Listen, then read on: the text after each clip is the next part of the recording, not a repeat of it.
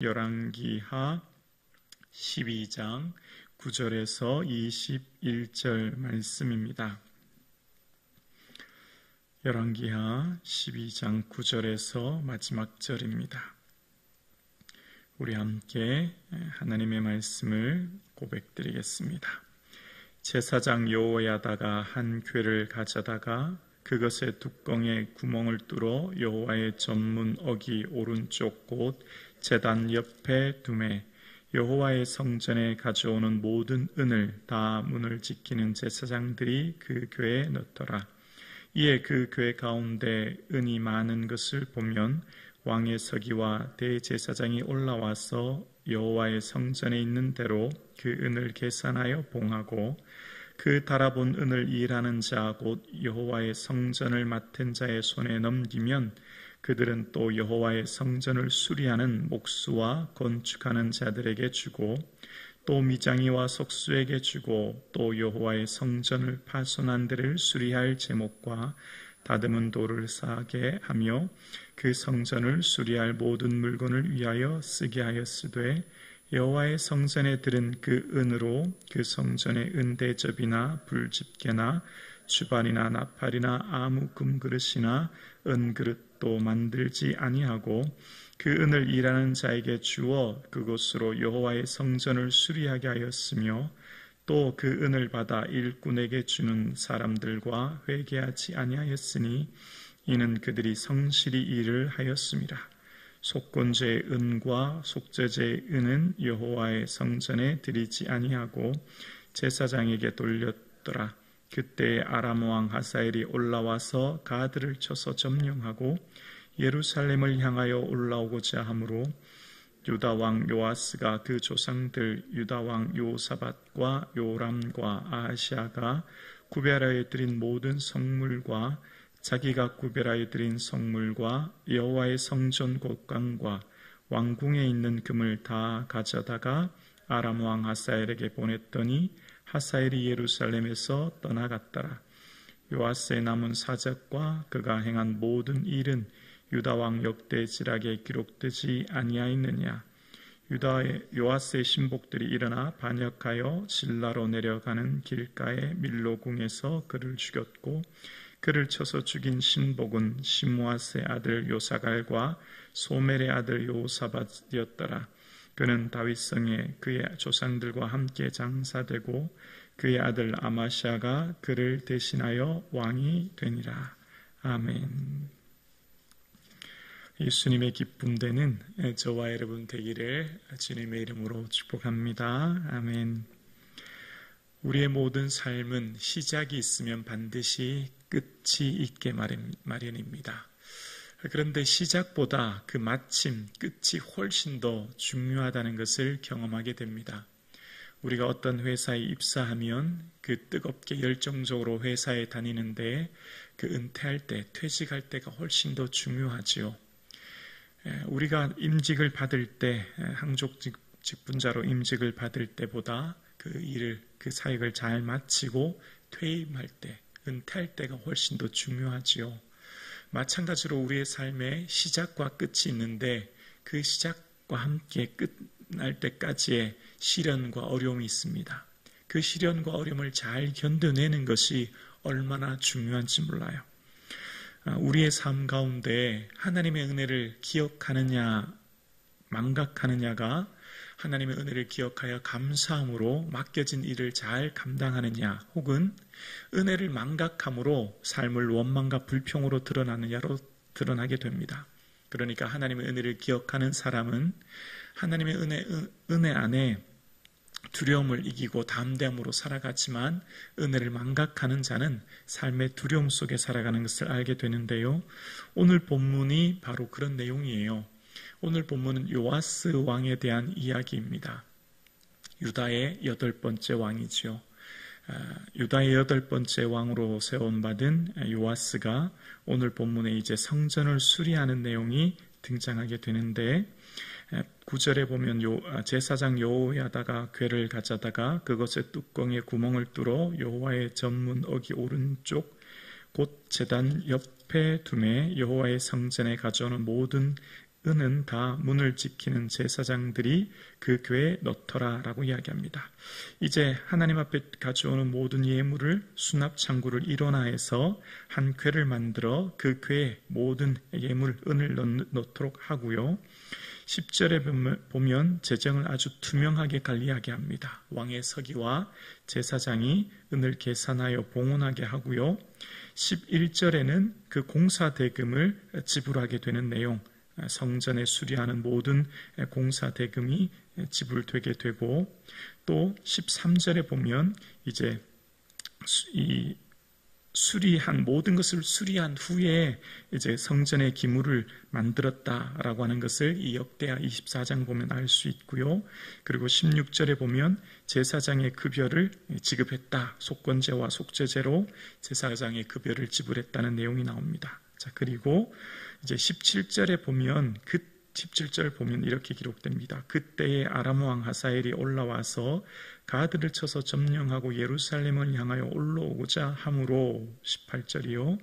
유다 왕 요아스가 그 조상들 유다 왕 요사밧과 요람과 아하시아가 구별하여 드린 모든 성물과 자기가 구별하여 드린 성물과 여호와의 성전 곡간과 왕궁에 있는 금을 다 가져다가 아람 왕 하사엘에게 보냈더니 하사엘이 예루살렘에서 떠나갔더라 라고 기록합니다. 아람 왕 하사엘이 예루살렘을 쳐서 올라오는 내용, 그래서 요아스가 어떻게 했냐면 그 소식을 듣고 그것을 알고 성전에 있는 모든 예물을 다 하사엘에게 주므로 하사엘이 그것을 받고 다시 돌아갔다. 그리고 이제 19절에서 20절 이하에 보면 신복들의 반역에 의해서 그가 죽었다라는 것으로 요아스에 대한 내용이 오늘 본문에 마치게 됩니다. 자, 그런데요, 오늘 본문에 16절과 17절에 16절까지는 여호와의 성전을 수리했고, 그래서 그 모든 제물에 드렸던 예물을 이제 성전을 수리한 데 쓰였고, 또 속건제와 속죄제는 제사장이 드렸다라는 것으로 끝났잖아요. 근데 16절과 17절 사이에 엄청나게 많은 사건이 일어났는데요. 이것은 어떻게 알 수 있냐면 역대하 24장에만 나와요. 그러니까 16절과 17절에 무슨 일이 있었고 그 일 때문에 아람 왕이 공격해 왔고 그것 때문에 반역으로 요아스가 죽게 되었다라는 겁니다. 그래서 역대하 20장으로 넘겨가 보면요, 역대하 20장 15절 이하에 이제 그 얘기가 나옵니다. 어떤 내용이냐면 이렇습니다. 이제 제사장 요야다가 요아스와 함께 곁에서 있을 때, 그가 제사장 요야다가 있는 동안에는 이 요아스 왕이 하나님께 예배를 잘 드리고 번제를 다 잘 드려요. 그런데 요야다가 130세 되던 해 이제 그의 삶이 임종합니다. 죽어요. 근데 그 요야다가 죽고 난 후 문제가 생깁니다. 어떻게 되냐면 요아스가 우상을 섬기기 시작하는 거예요. 아세라 목상과 우상을 섬기게 되고, 그래서 이것으로 말미암아 하나님이 진노하시게 됩니다. 그래서 요야다의 아들 스가랴를 하나님께서는 요아스에게 보내요. 왜요? 경고하고 돌아오게 하시기 위해서. 우상을 숭배하면 안 된다. 내가 여호와를 버리면 하나님께서도 너를 버릴 거야 라고 요야다의 아들을 보내시는 거예요. 경고하고 돌아오게요. 그런데 요아스 왕이 어떻게 하냐면 그 말을 듣지 않아요. 성전에서 스가랴, 요야다의 아들 스가랴를 쳐 죽입니다. 그렇게 한 이유는 역대하 24장 22절에 보면 요야다가 베푼 은혜를 기억하지 아니하였다라는 겁니다. 은혜를 기억하지 않았다는 거예요. 무슨 말이죠? 요아스는 결코 왕이 되기에 무척 어린 나이에 되었습니다. 그 형제들 모두 다 죽었잖아요. 아달랴의 폭정 때 모두가 다 죽고 젖먹이 요아스를 제사장 요야다가 숨겨주었고, 그 제사장 요야다의 품 안에서 7년 동안 6년 동안 몰래 성전에서 기르지 않습니까? 그리고 난 뒤에 7살 되던 해, 그러니까 유다 왕 중에 가장 어린 나이에 왕이 된 거예요. 왕이 될 수 없는 나이죠, 사실 7살이면. 근데 7살에 왕이 되었어요. 그리고 40년 동안 통치합니다. 그는 사실 왕이 될 수 없는 조건, 환경이었죠. 그런데 왕이 되었어요. 7살 되던 해 왕이 되었는데 그 모든 여호야다의 베푼 은혜를 기억하지 못했습니다. 망각은 감사하지 못하고 불평하게 되고, 은혜를 망각하게 되면 교만하게 되죠. 즉 시작부터 우리의 신앙의 믿음의 경주를 잘 완주하여 마칠 때까지 은혜를 망각하면 어떻게 될까요? 마지막 결말까지의 은혜롭게 도달하지 못하는 것을 보게 됩니다. 그래서 역대하 24장 24절 본문 한번 보여주실까요? 이런 내용이 나와요. 아람 군대가 적은 무리로 왔으나 여호와께서 심히 큰 군대를 그들의 손에 넘기셨으니, 이는 그 이유를 설명합니다. 유다 사람들이 그들의 조상들의 하나님 여호와를 버렸음이라.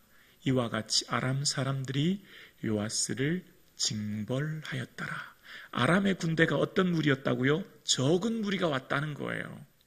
아람의 군대가 무리가 큰 무리가 아니라는 거예요.